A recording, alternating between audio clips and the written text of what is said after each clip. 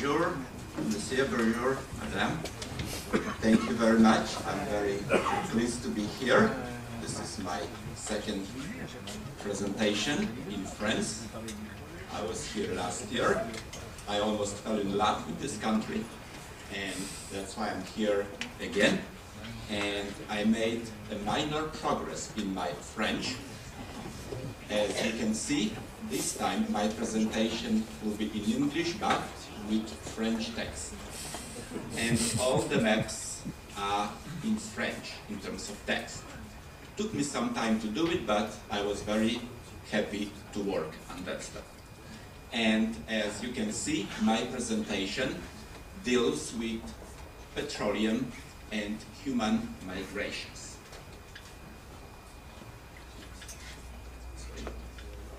And in my presentation, I will discuss three major topics. The first one is a very brief topic, the relationship between human migrations and mining activities. Oil production is part of mining activities.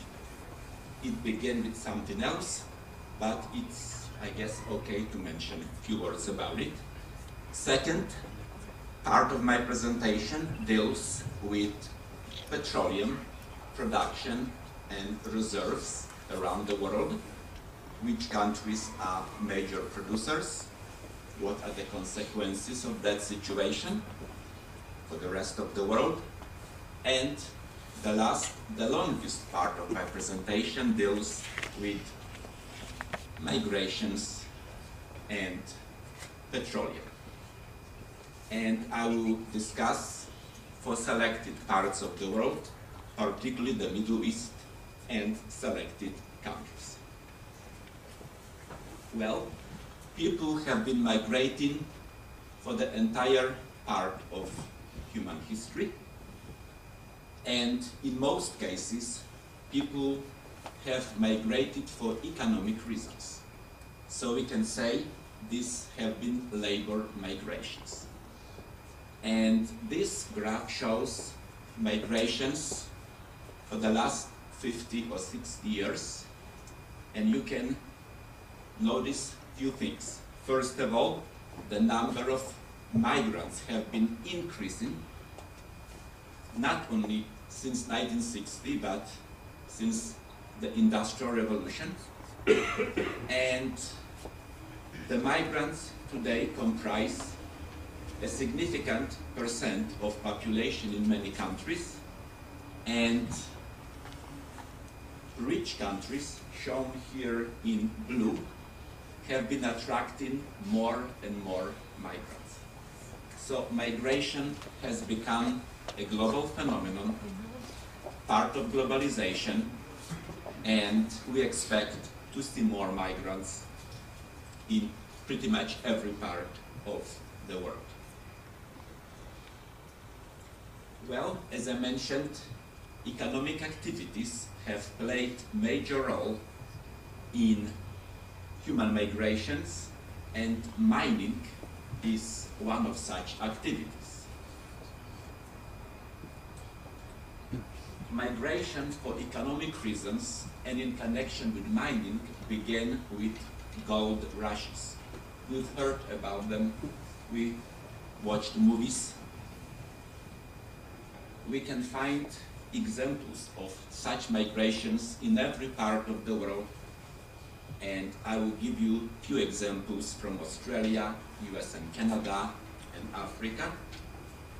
Also, migrations were associated with the Industrial Revolution. As we all know, this revolution was based on exploration of coal and iron ore, best examples of mining. It began in Western Europe, not far away from here, and it also was behind major migrations. And also, one country in Africa, South Africa, is the best example of connections between mining and migrations. So I will briefly look at those three topics before I will go to the next one. So these are just few examples of gold rushes, which began in different parts of the world in different years, but basically in the 19th century, for example, the Victorian rush in Australia contributed to significant population growth in that state. In, I guess, 4 or 5 years, the population tripled in that part of Australia. US and Canada had several gold rushes.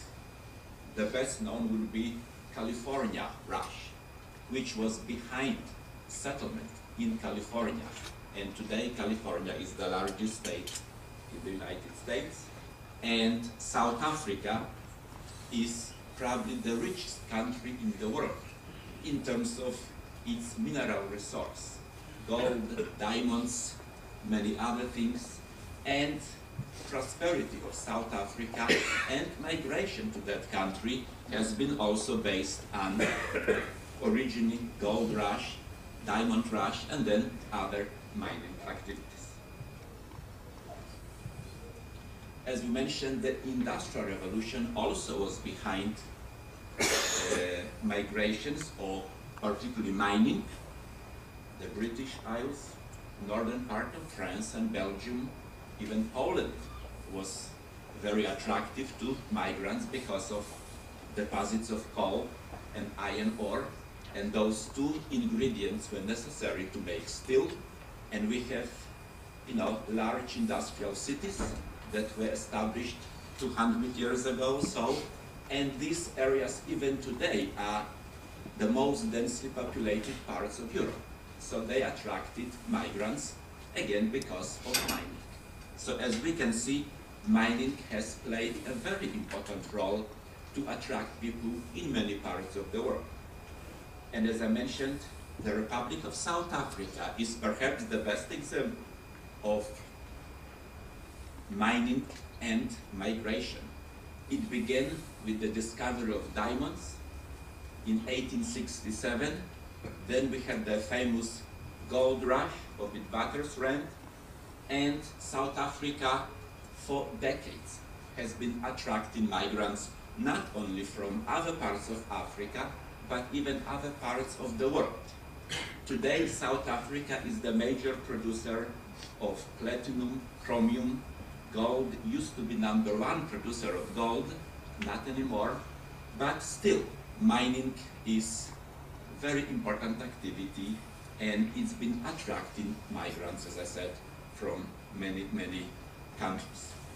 Just a graph showing migration to South Africa, and as we can see, in the 1960s and for the next 4 decades, that country has been a magnet for migrants.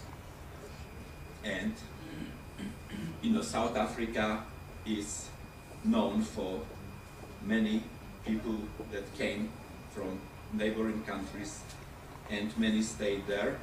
Here I have a map which shows, by the way, all my maps were made with Cartographie 5.6, except one, I'll show you later on. And this map shows origin of migrants to South Africa.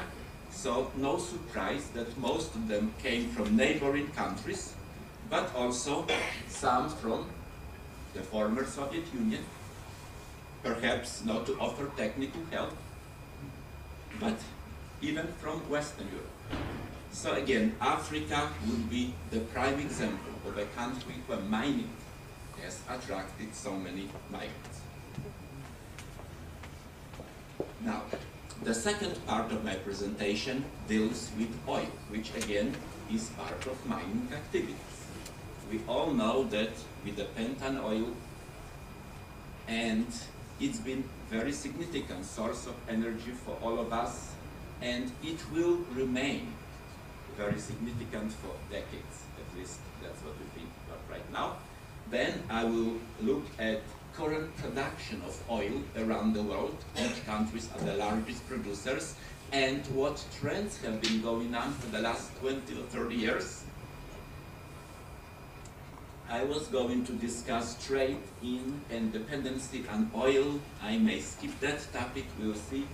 And then, briefly, I will say a few words about oil reserves in the world and their political and economic importance. Well, this graph shows two things. First of all, overall production of energy in the world by source. And you have those bar graphs, and oil is shown in this blue color. In absolute terms, we use the same amount of oil to generate energy now as 30 or 40 years ago, although in relative terms, oil significance has been on decline, but as I mentioned, it will not disappear very, very soon. So we will be dealing with oil for decades. Production of oil for the last 40 years is shown here, and the OPEC producing countries are an important part of the production, but in relative terms, their significance has been declining, just for your information. Now, this map shows production of oil in most countries of the world, most significant countries, and production trends for the last 40 years. So, for example, the United States has been one of the major producers of oil, but as you can see, production has been declining. The future is not there because they used all the oil they had. On the other hand, Canada may have a better future. They have more oil and production may be going up. If you look at the Middle East, countries in the Persian Gulf, well, here political situation has been behind ups and downs in production of petroleum, and we'll briefly talk about it later on. So if you look at this map, you can see some countries are becoming more important producers of oil, others less important. Those that used to be number ones or very important are losing importance. Other countries may be on the rise. By the way, Cartographie, to my knowledge, is the only software that allowed me to make this type of a graph. It has unlimited number of bar graphs. Other software packages have limit to 20, for example. So that's one reason to use Cartographie if you want to make such nice graph like this.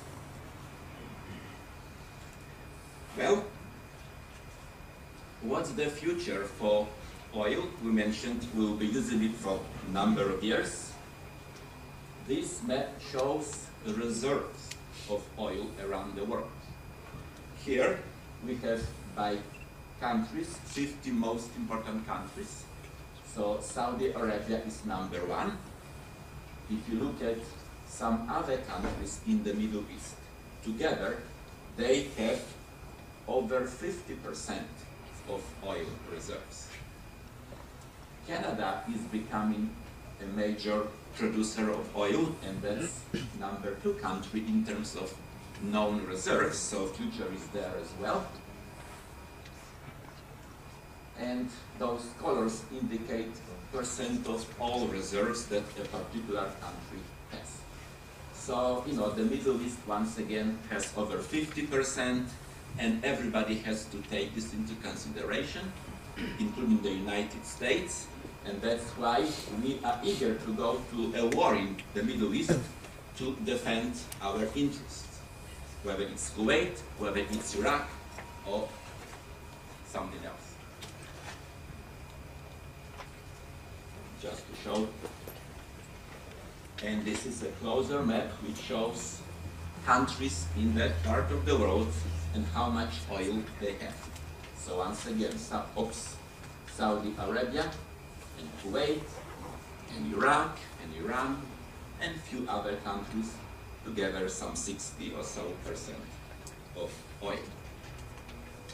Well, we all have to buy gasoline to drive our cars, we complain, we have to pay so much. Although in the United States, before I left the country, we paid $3.09 per gallon of gasoline, which is much cheaper than what you have to pay, guys, here.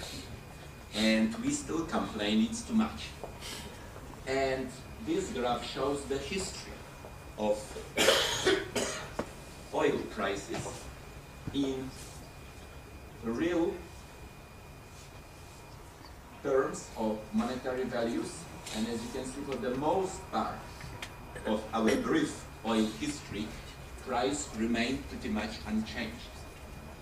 Although if we compare the present, currency, there were times oil was more expensive than it is now. But that was a brief period. And if you look at major political and economic events, you see very strong correlation between price going up or down and such events. Things began to change after the 1973 Jewish-Arab War, when price went up 4 times in 1 year, and that's the end of cheap oil, and now you can see roller coaster in terms of prices. And the next graph shows more detailed change in oil prices, and you can see that almost every change was once again associated with some political or economic event, and I only indicated or showed selected events that influenced price of oil. So again, looks like it, maybe going up, sometimes may go down, like when here was a short-lived joy for all of us. And because the price will be going up or is very high, countries that have oil are quite rich. In fact, some of the richest countries in the world are those that produce and export lots of oil. This graph shows richest countries in the world in terms of income per capita, and those in brown are oil producing countries. So as you can see, 1, 2, 3, 4, 5, 6 of them major exporters of oil are among the richest countries in the world. This is the only map that I did not make. It's a French map, by the way, comes from the Le Monde Diplomatique website, and it shows current labor migrations in the world. And areas in green, of course, are areas of destination, areas in, I don't know what to explain, violet color, whatever, would be areas of origin. So you can identify US and Canada as #1 destination for migrants, Western Europe, but also notice the Middle East, or Venezuela, or Gabon. And these countries are major producers of oil. So oil is a very important factor in attracting labor migrations. And this map shows current distribution of migrants around the world. In other words, number of people that are foreign born in a particular country, which means there are migrants. I'm one of them too. And you can see very well, once again, US and Canada, Western Europe, but also look at the Middle East. Here we have a cluster of circles and green color, which means that there is a high proportion of foreign workers or foreigners in those countries. So we can quickly deduce that oil is probably behind being so attractive. So I show by circles those 3 major destinations for labor migrants today. The first two, US and Canada and Western Europe, because of high levels of development. But the third circle, again, is associated with oil production. Here, we have another map showing change in the number of migrants for each country, and it's been growing in the US, for example, and that's no surprise. But if you look at the Middle East, here, almost every country has recorded an increase in the number of migrants. Not every oil-producing country, for example, Iran has fewer migrants now than it used to have, but we can say, well, political situation would be behind such trends, but in Saudi Arabia or a few other countries, the number of migrants has been increased. Of course, those migrants go there, work, make money, not too much, but more for them they would make in their own countries, and they send money back home. And in many countries depend on such money. For example, if you look at India, or China, or Mexico, or even in Western Europe, many countries get lots of money, and that money is a very important source of income for those countries. Again, you see how much, what percentage of national income those remittances account for. So it's maybe hard to read this map, but for some countries, this is a very important part. Well, focus on correlation between labor migrations and petroleum, oil production, and I will devote most attention to the Middle East, because once again this is the major region producing oil, and we'll look at the Persian Gulf countries and Libya in North Africa, and then very briefly I will look at one country in Asia, very small country, but quite rich because of oil, that's Brunei. And I will look at few selected developed countries, Norway, Russia, US and Canada, because they are also important producers of oil. Well, this table shows the number of foreigners in 6 countries around the Persian Gulf. At least in America, people complain, sometimes we have too many foreigners, too many immigrants. 12% of population is foreign-born. Wait, that's too many. We should do something about it. Well, in my classes, I tell them, look at the Middle East and those countries. In some countries, 80% or more of population is foreign. And all these countries are major producers of oil, exporters of oil, and they depend on foreign labor. Together, 50 million people are in those countries who are from other parts of the world.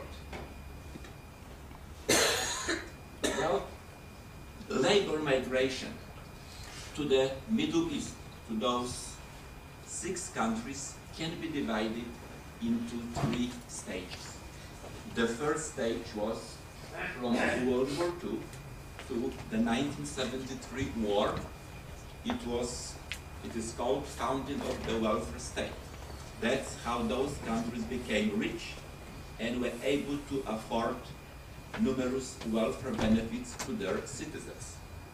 The second stage was from the 73 war to the first Gulf War, 1991.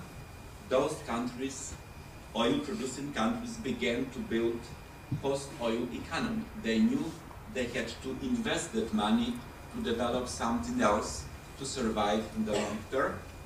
And the last stage would be after the first Gulf War to the present time, constructing the social link, different society that's quite unique, and we'll talk about it in a moment.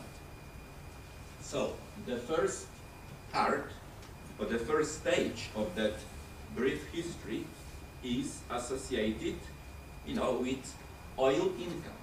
Price of oil went up in 1973, 4 times. Those countries became very rich, but only the natives, the native population was beneficial of that oil wealth.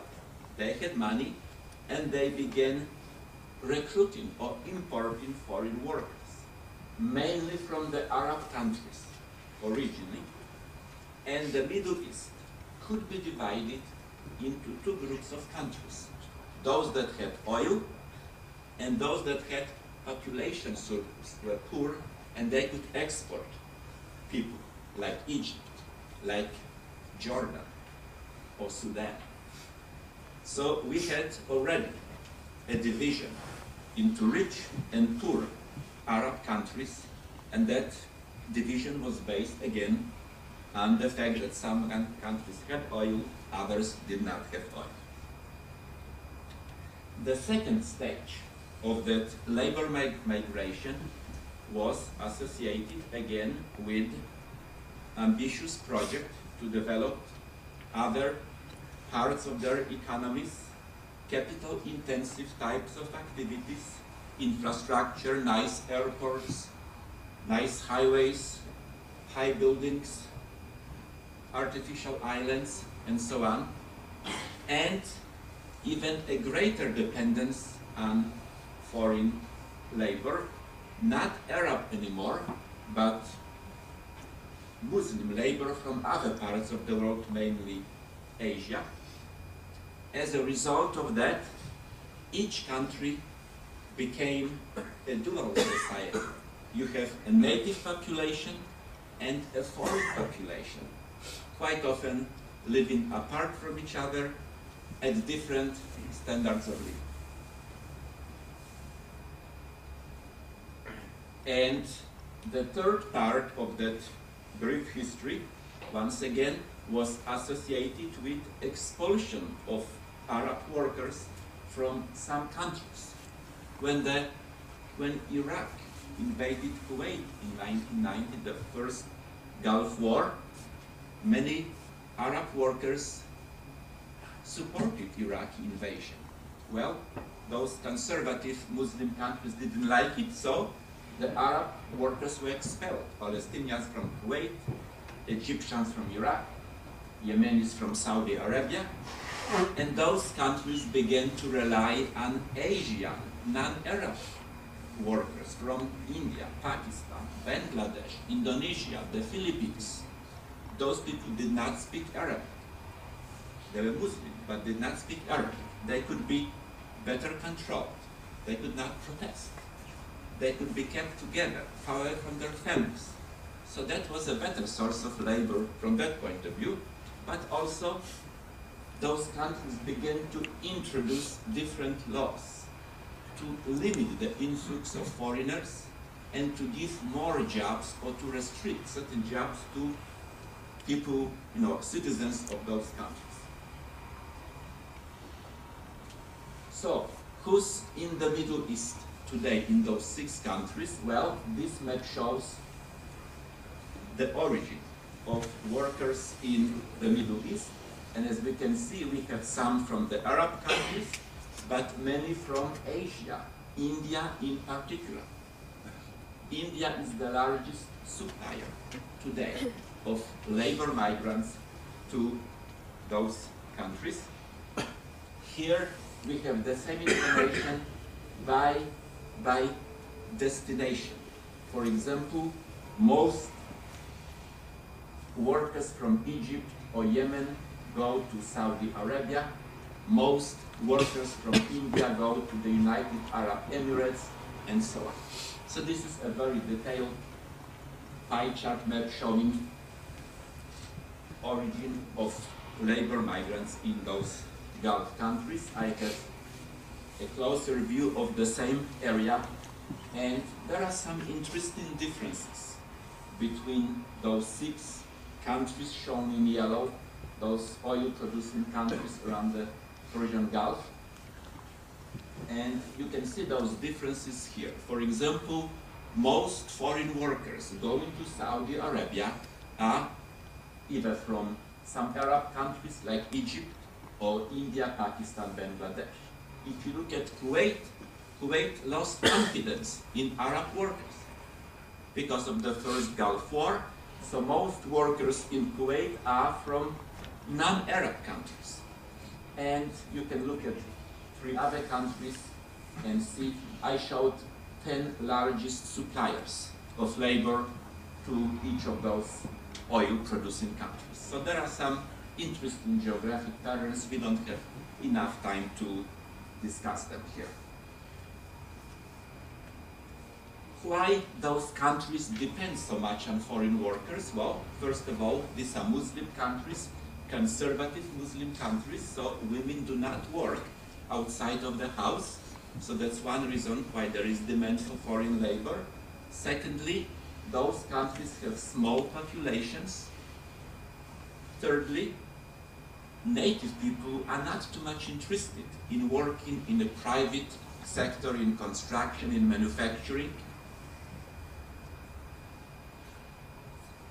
And there is even a unique system of labor recruitment called AFIL, which I'm not very well familiar with, but it also is part of that, one of the reasons for attracting mainly, Asian, not Arab migrants. Here I have one example from Saudi Arabia. It shows employment structure for foreign workers and native population. In Saudi Arabia, about 50-50. We have slightly more foreigners than Saudi Arabians, but look where native people work, in what types of activities, and where foreigners work. Quite often, most people think when foreign workers go to Saudi Arabia or Kuwait, they work in the oil industry. That's not true. They do not work in the oil industry. They work in construction, commerce, or as domestic help. If you look at Kuwait, that's even more interesting situation, because here we have, first of all, pretty large proportion of foreign workers versus native workers, and look where native workers work: public administration, education, government jobs, private sector employs foreigners. We mentioned dual societies were created in those 2 countries. I want to show you few examples of differences between foreign and native workers in Kuwait, because that was the only country I was able to get the data. So, for example, population pyramids showing age and sex structure. You can see a clear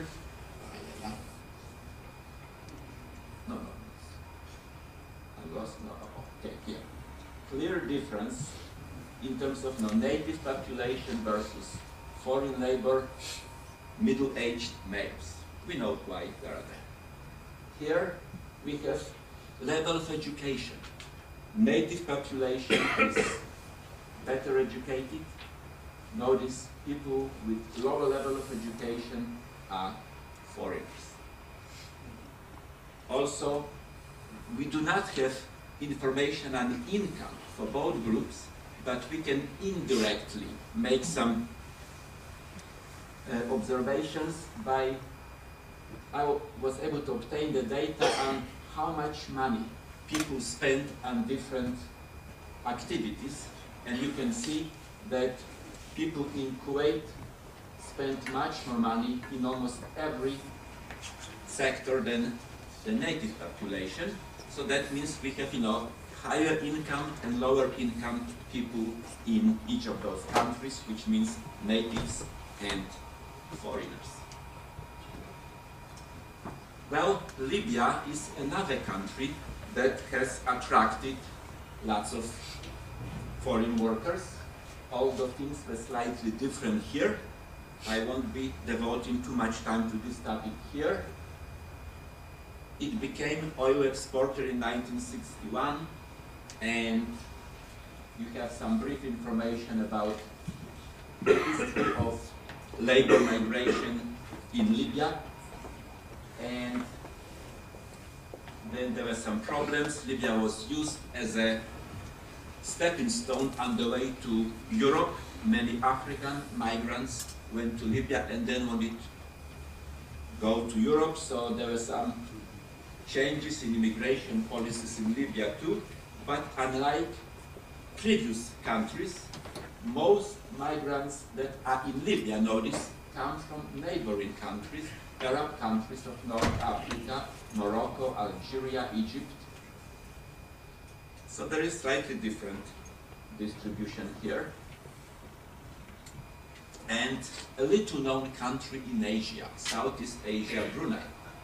Many, even my geography students, do not know where that country is located because it's so tiny, barely visible on the map, yet it's very rich, and I provide some information about it here.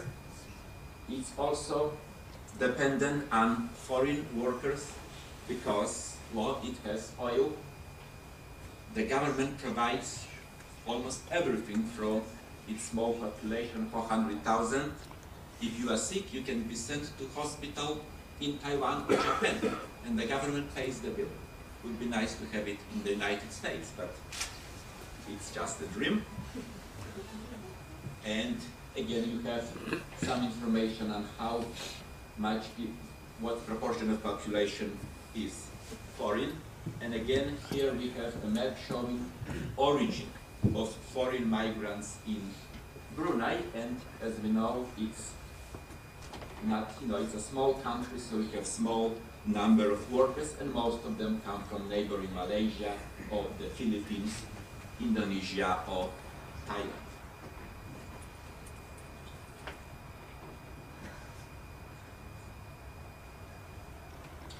Now let's briefly talk about rich countries, but also major producers of oil. Well, one of them is Norway. It's a small country, only 5 million people, but it's one of the major exporters of oil. And, well, oil was discovered in the North Sea in the 1960s. Today, it's the 6th largest exporter of oil in the world, and oil provides, so much percent of exports, so much percent of revenue, and 10% of Norway's population is immigrant today. It's one of the highest numbers in Western Europe. A brief history of immigration. It began in the 1970s with production of oil, originally from Pakistan and Morocco. These days, believe it or not, Poland is the major supplier of workers to Norway. Not to work in the oil industry, but as nurses. Well, but they have money, they can afford to do that. And this is history of immigration to Norway. So notice on the rise pretty much all the time, although we do not know for how long it will continue.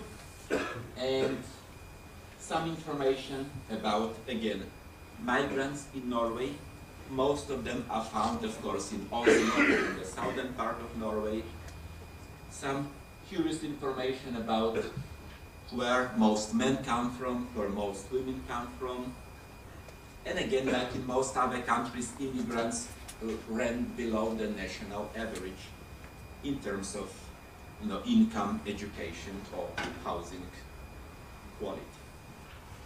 I just made a map to show the distribution of migrants in Norway by region, and it's maybe hard map to read, but as I mentioned earlier, most of those people will be in Oslo and around. Just want to show that you can make maps like this one with Cartographie. Sorry, quickly so. And Canada is a growing oil power. You may remember the first graph showed production of oil has been on the rise, and Alberta, a Canadian province in the west, is the center of that growth. It's growing very fast in terms of population. 2 cities in Alberta, Calgary and Edmonton are among the fastest growing in that province. and population has doubled since 1975. Here I have the map of the USA and Canada, again showing production of oil for the last 20 years, and you can see that Alberta is circled because it's the #1 producer in Canada. It's #1 producer in North America right now, in US and Canada. We also have Texas, but notice, unlike in Alberta, in Texas, production of oil has been on decline. If you look at Alaska, it's even steeper decline. So there isn't too much future in America in terms of oil. There is much more future in Canada. And this is also reflected in population growth. Alberta, as you mentioned, is the fastest growing province in Canada. And you can see that very well here. This map shows both absolute and relative population change for the last 10 years. Also, Texas has been growing pretty fast, not the fastest, but one of the fastest, and to some extent it is thanks to oil. So in this part of the world, oil is also behind fast rate of population growth. Here I have a graph which shows that population of Alberta has been growing very fast, as I mentioned, twice above the national average. I even identified periods of that population growth, but again, we don't have enough time to discuss it here.